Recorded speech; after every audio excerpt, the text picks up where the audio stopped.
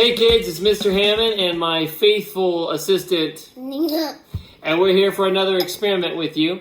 This time we're going to be talking about the effects of heat on matter. Now, as a review, matter is anything that has mass or volume. So basically, it's the stuff that everything in this world is made out of.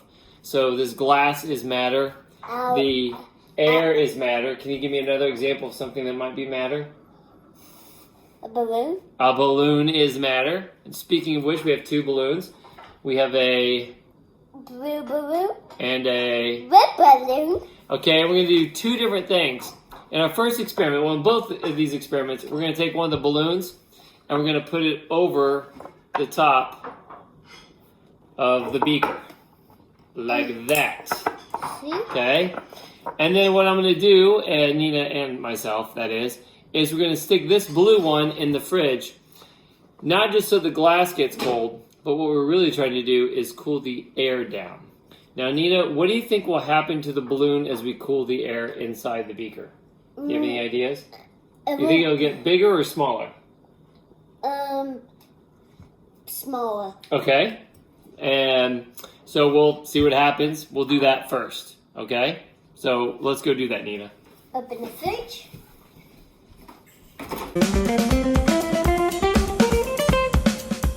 So it's been 12 hours. Let's find out what happened to that blue balloon on the beaker.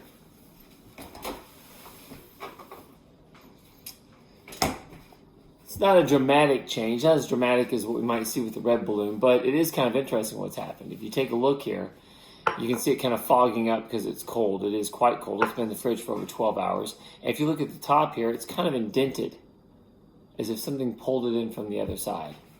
So this is somewhat dramatic. If I stick it in the freezer, it would probably give me an even more dramatic effect where the balloon would get sucked even more inside the bottle. So something is causing the balloon to come inside the bottle. And that is evidently the cold.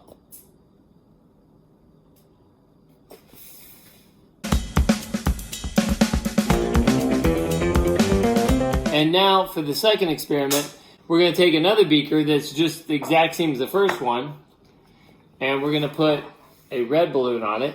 With fire. And we're going to go over to the stove and attempt not to destroy my house by putting this beaker on a hot pan. Now, when we do this, we're not going to actually just put it directly on a hot pan. I'm going to put it on a cold pan and slowly heat that pan up.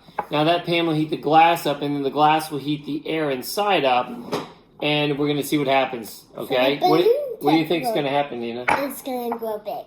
You think it's going to go big? Wow, aren't you smart? Okay, here we go.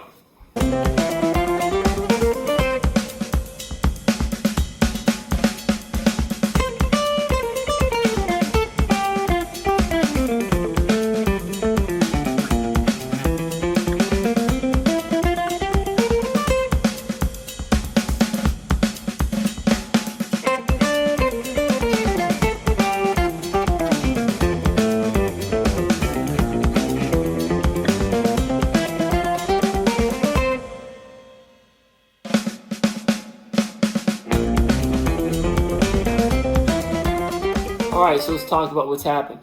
So, as we saw with the red balloon, when we added heat to the beaker, the red balloon started to slowly fill up with air, or appeared to be filling up with air until it stood up straight. And when we took this beaker with the blue balloon and stuck it in the fridge, it did the opposite. Rather than filling up, it actually got sucked into the beaker. So why is that occurring? Well, remember I talked about that matter is anything with mass or volume? That the balloon is matter, the glass is matter, and the air inside is matter? Well, matter is just a bunch of little tiny particles called atoms. And everything that is matter is made up of these super small particles called atoms. They're so small that we can't even see them with the naked eye. We'd have to use a high-powered microscope to even see them. And even then, they're usually moving so quickly, you can't even get a good eye on them. Now, what does matter do when you heat and cool it up? Well, heating and cooling is merely adding or taking away energy. And if all matter has energy, then when you add energy to it, the matter begins to move more quickly. The atoms begin to speed up. Well, as things speed up and move more, they usually take up more space.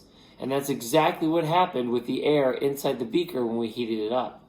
as we added energy to the particles of the air and the glass. I couldn't have seen it, but the glass beaker itself began to expand just a little. And as the air inside it began to expand, as it was excited by that heat, it had no other place to go but into the balloon. So as it expanded and got bigger, it started to fill up the balloon, and the balloon started to rise. Now some people say, what would happen if I kept going? Well, eventually, if I kept getting things hot enough, the balloon probably would never get bigger because the force of the elasticity was keeping it from getting bigger. It'd probably just melt and fall off, to be honest. But as things heat up, they expand. Well, the opposite is true for when you take away energy. When we cool something down, we aren't really making it cold. We're just getting rid of the energy that it has. So when we took the energy away from the air inside of this beaker, it started to condense and pull together and get closer. And the air, what little bit was in here, went into the beaker, and the balloon started to get forced into the beaker to take up the space that was lost from the air contracting and pulling together. Now, if I would take this and just leave it out, after a while that indentation would go away as it heated up to room temperature. If I put it on the stove, the air inside would get hotter and eventually fill up the balloon. It's not that I'm adding air, it's just that the air is expanding as it heats up. Another way to think about it is this. When you get warm, you're made of matter, but when you get warm, what do? Do you go under the covers and pull yourself closer together? Or do you spread out your body? You spread out your body. Likewise, when you get cold, you curl up into a ball. So it's instinctual. That's how it works. When matter heats up, it expands. And when matter cools, it condenses. It comes together.